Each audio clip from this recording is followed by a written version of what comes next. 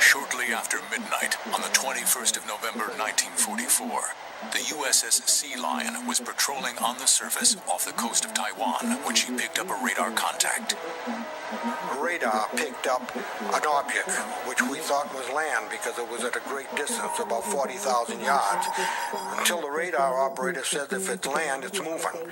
So the captain was called to the bridge, and he decided to go where the radar picked up the pips. And as we get closer, we could see that there were 7 ships in the formation, which was a task force.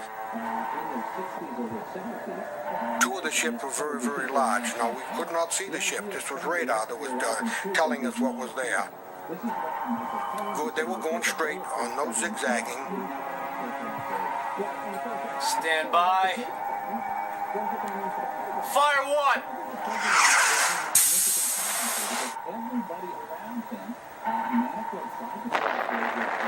We got 3 hits on the first target, and we spun around and fired 3 torpedoes from the stern tubes at the second battleship in formation, and we got 1 hit. When we hit the ship, sure, there was a lot of jubilation. With its radar, the Sea Lion had sunk the 31,000-ton battleship Congo. It was the only battleship to be sunk by a solo submarine in the Pacific. Her loss struck another severe blow to the Japanese Navy. The devastation that the American submarine fleet wreaked on the Japanese with these microwave radar systems, I think eclipsed the devastation done by the U-boats in the Atlantic. It was immense and not much talked about in subsequent histories. As the war elsewhere in the Pacific escalated, so too did the use of radar. U.S. Naval Service vessels were now fully equipped with every technological weapon that the scientists from MIT had developed. In a radical move, instead of commanding the battle from the bridge, ship's executive officers now fought the enemy from the Combat Information Center. Here was a whole battery of communications, navigation, plotting, and radar. Once in range of the all-seeing eye, no Japanese ship was safe. From the seeking out and plotting to the radar-controlled guns, the enemy was virtually doomed from the first blip on the screen.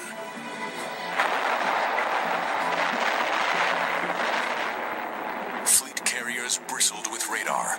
They had early warning, surface search, fighter control, and height control, all with one purpose: destroy the enemy. It all came to a head in June 1944. In the battle for the Marianas, with the aid of American shipboard radar, more Japanese aircraft were destroyed than the German Luftwaffe lost in the whole of the Battle of Britain.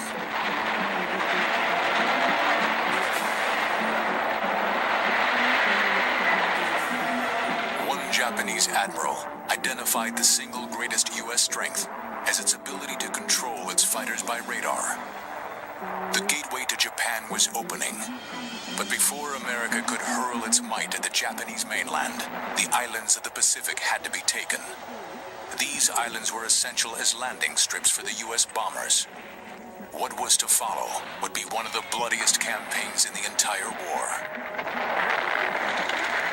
Each island was proving harder and harder to take as the Japanese defenders fought to the death rather than surrender.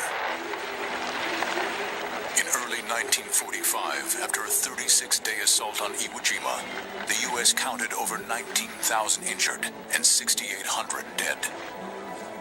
The Pacific theater was fast becoming a huge burial ground.